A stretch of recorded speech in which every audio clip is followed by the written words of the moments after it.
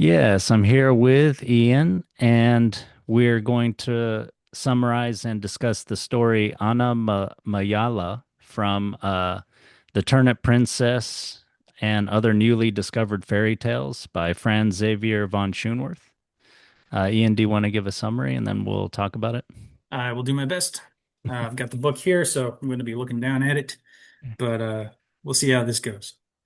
Um, so we start off with this man, handsome young man named Veri, Veri, and he lives in a village and is madly in love with this beautiful girl, the most beautiful girl imaginable, named Anna Mayala. Mayala. And now Anna's really poor, but she's very beautiful, and there are many men who are sort of after her, which causes, Anna and Very quite a bit of stress. But Very's persistence pays off, and a date is set for their wedding. And for a moment, everything seems like it's going in a good direction. However, we are told that Very is a bit wild, a bit of a daydreamer, and occasionally sings shocking songs about the underworld, and is known as Crazy Very. Um, so paint this picture of this handsome man in love with this beautiful girl, and then all of a sudden the handsome man is also a little crazy, a little wacky. So it's an interesting short little paragraph to start off the story.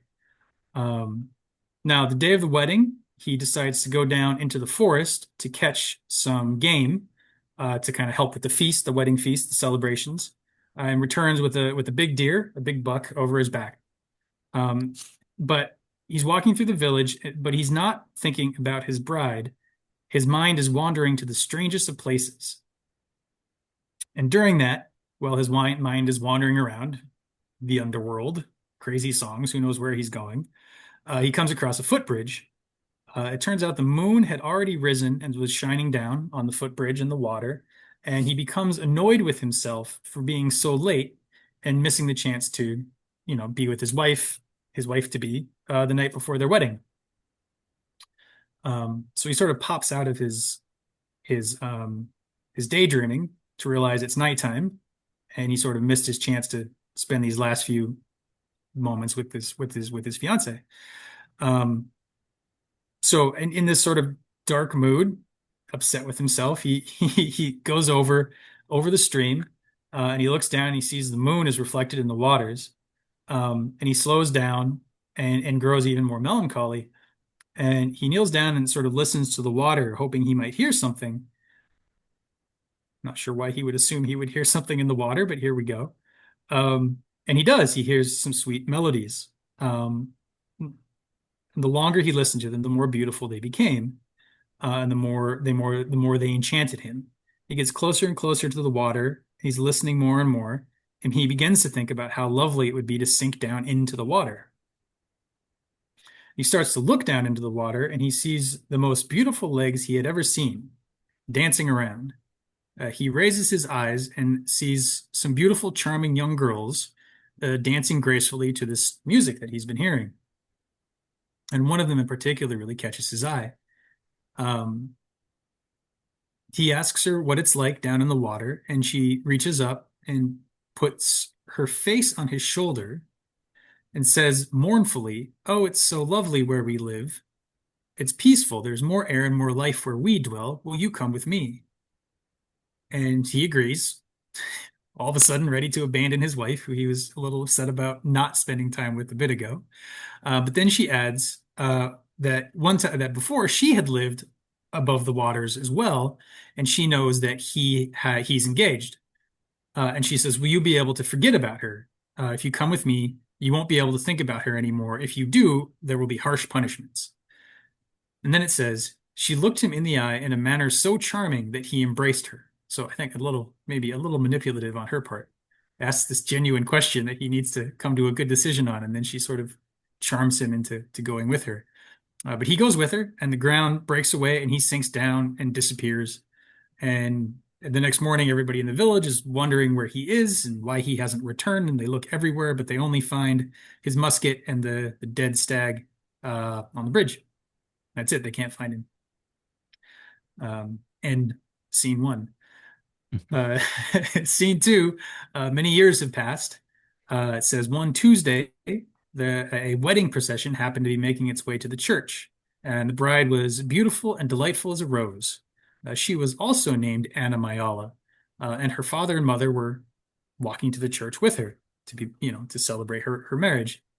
Um, the mother looked very pale, as though she seemed to be ailing, but she was not yet that old and retained some traces of great beauty. The procession makes its way over a bridge. Again, over a bridge. The mother breathes a deep sigh, and the father comforts her. And he says, "Isn't it better to live in the present than the past? We've had such a good life together. And doesn't your daughter, who has your name, look just like you?" And this slightly ill appearing woman sort of nestles into her husband and I assume feels somewhat comforted. Um, then, as they are walking across this bridge and heading to the church, a wild man appears with his hair flowing back in the breeze, and he runs down right up to the bridge and begins pounding on his forehead. And he grabs the bride, grabs the girl, and claims that she is his bride. And he says, "It's true, I abandoned you, but that was just yesterday, and you must still come with me to be married." And the actual groom knocks him aside, knocks him over. This groom's a pretty strong guy, knocks this wild man down. And the mother is trembling and near collapse, but everybody kind of keeps moving along with the wild man sort of knocked to the side of the road. Um, 2 days later, the same young woman, now a young wife, goes down to the stream to fetch some water, and the wild man appears again and starts grabbing at her and doesn't want to leave. Um, the new husband is comes by and chases him off a second time, and there are reports that he continues to hang around the village asking about people who had been dead for years. And then he's seen at the pastor's house, and then after that he's not seen again, and no one hears about him for a long time. So something the pastor did seems to have resolved this particular madman's issues. Um, that's sort of the end of scene two. Scene three, some years later, a Franciscan monk began to appear in the village every year.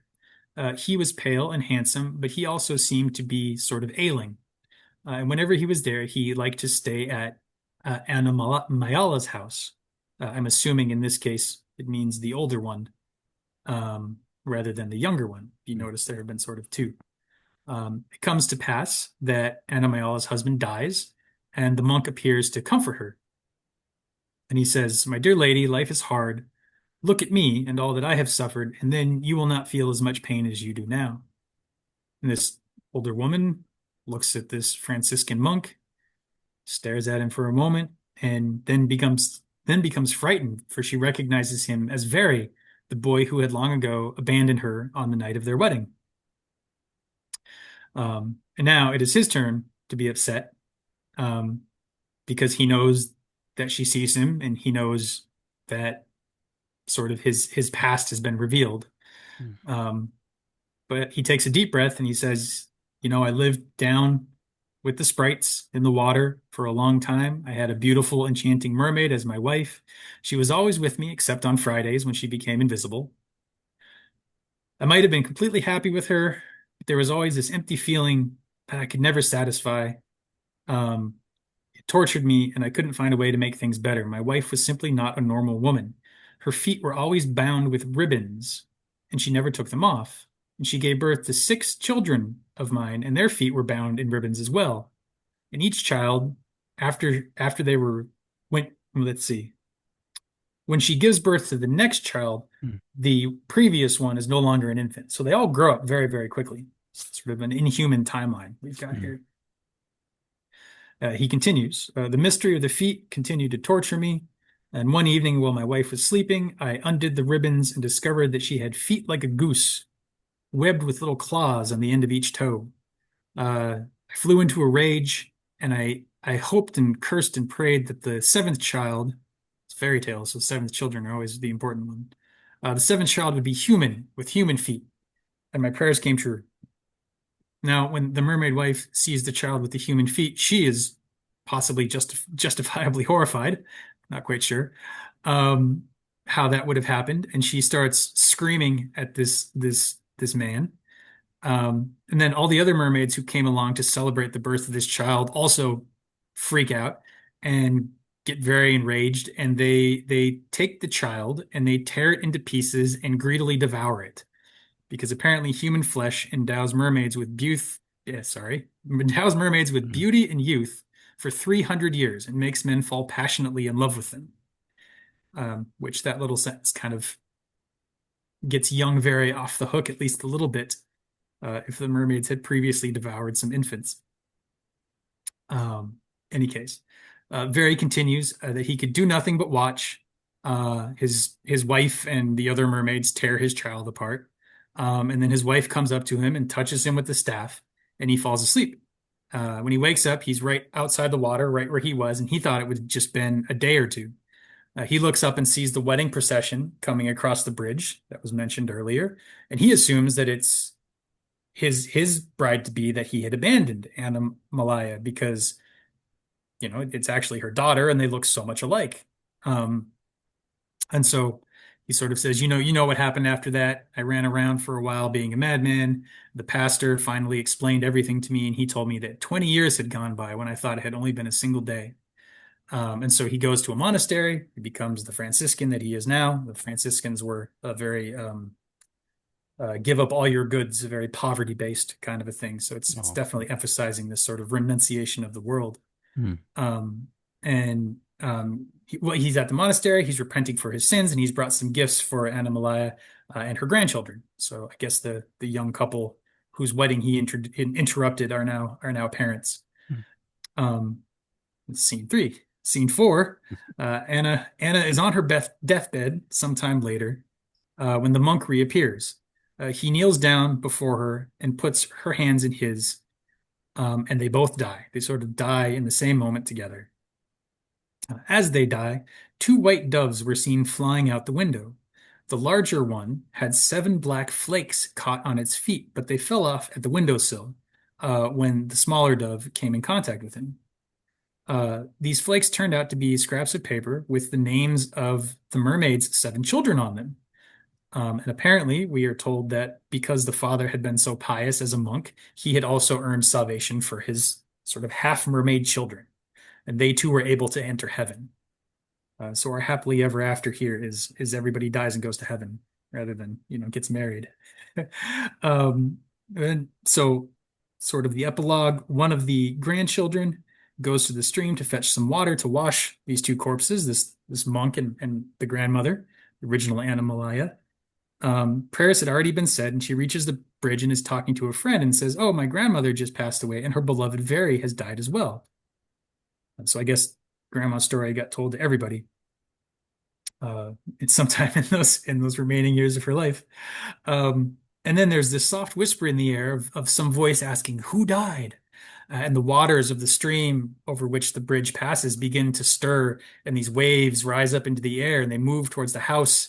And the whole house is flooded, and the room with the two corpses, Very and Anamalaya, the corpses are tumbled around the room in the washing of the water. Everyone is terrified, and then someone throws holy water on the corpses, and this sort of invasive flood withdraws.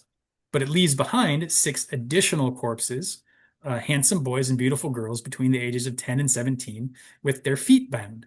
So here we have the mermaid's children again. And these children are holding scraps of paper with the words, "We have been redeemed," written on them. So it's nice somebody gave them official documentation. Among the corpses were the feet of a boy whose body was outlined on the floor as if it were a shadow. And the note next to him, because he doesn't have hands to hold it, but the note next to his feet says, "The body has been consumed, the soul endures." And this was the 7th child who had been sort of devoured by the mermaids. And his human feet, the one thing that marked him as unacceptable to live in the realm of the mermaids, are all that is left behind. But his feet and his soul have been redeemed as well.